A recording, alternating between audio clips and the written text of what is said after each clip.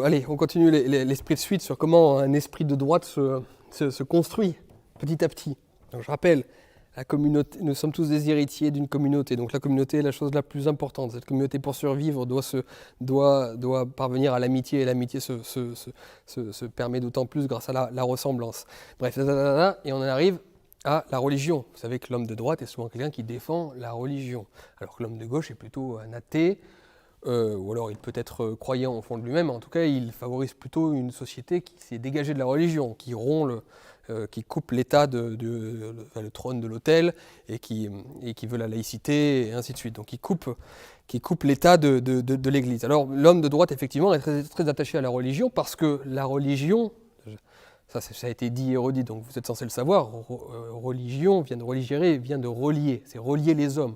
On relie les hommes par la religion. Quand je vous parlais de la ressemblance qui permettait le rassemblement, ressembler, rassembler, eh bien la religion est ce qui permet de rassembler les hommes. Et c'est le ciment même de toutes les sociétés depuis la nuit des temps.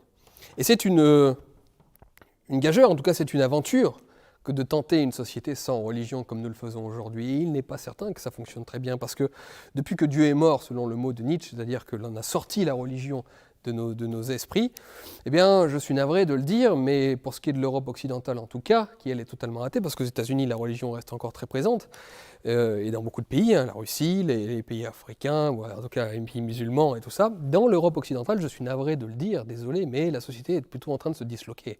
Bon. Donc, on croit pouvoir vivre sans religion, on croit pouvoir penser la société sans religion, délier des religions, et donc finalement avec des hommes déliés, ce qui conduit plus naturellement à l'individualisme. L'individualisme qui est ensuite est le ferment, qui crée un vide, qui appelle d'ailleurs d'autres communautés, d'autres religions qui viennent s'installer chez soi. Je ferme la parenthèse. Mais la religion, effectivement, quand on comprend pour un homme de droite que la communauté, le fait de maintenir la communauté et de la transmettre est la chose la plus importante pour la survie même de l'humanité et de l'individu, eh bien, on est obligé d'apporter une importance très fondamentale à la religion. Parce que la religion relie. Et posez-vous simplement cette question, qu'est-ce qui fait que dans notre monde actuel, les hommes peuvent se rassembler pour des raisons autres que professionnelles ou simplement du pur plaisir liés à des loisirs.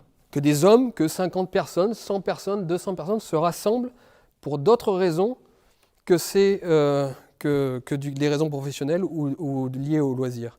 Alors effectivement, il y a la politique. Les meetings politiques peuvent rassembler des hommes. Et le politique est un lieu de rassemblement, précisément.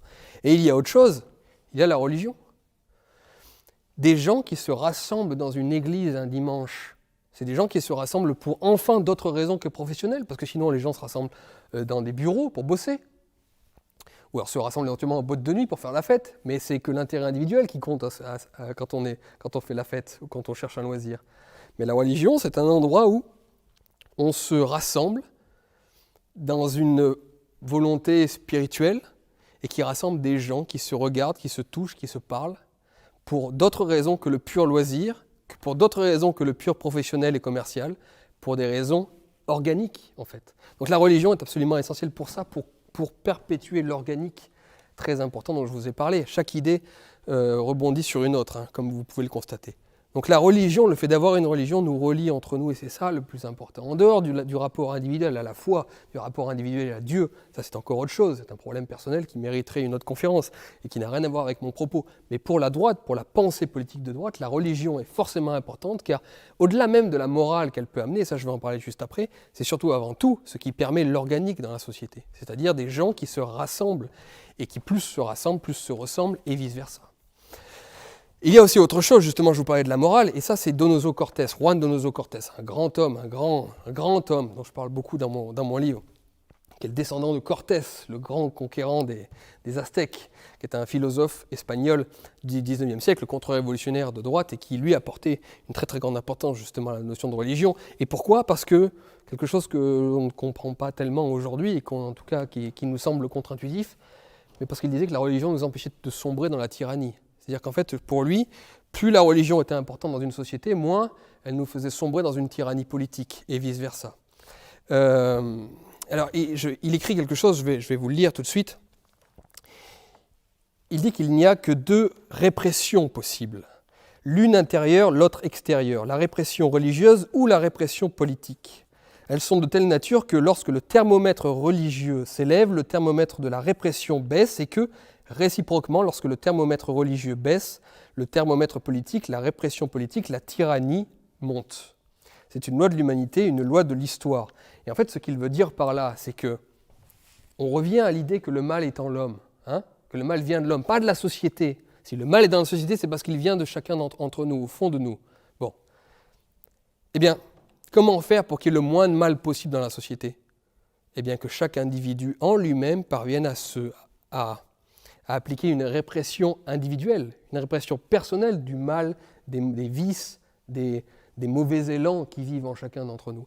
Et comment fait-on, en général, en tout cas le mieux possible, pour réprimer ces instincts mauvais ? Eh bien, par la religion. Parce que le fait d'avoir une religion forte, eh bien, lorsque l'on craint l'enfer, lorsque l'on craint Dieu plutôt, et que l'on croit au diable, que le diable est en nous, justement, ou qu'il toujours peut nous tenter, et que l'on pense que si l'on a une vie bonne et que l'on respecte une certaine morale, eh bien, on peut aller au paradis, et que ces choses-là appartiennent au vrai, au bien, au beau, comme les transcendantaux dont on a parlé, eh bien, plus on arrive à contraindre ce mal en nous, plus on n'a pas besoin de se faire taper dessus par l'État, on n'a pas besoin de se faire taper dessus dans la sphère politique, dans la sphère communautaire. Et je suis navré de le dire, mais le siècle le plus athée de toute l'histoire de l'humanité a été le XXe siècle, et c'est comme par hasard le siècle qui a connu les plus gros totalitarismes, les plus grosses tyrannies.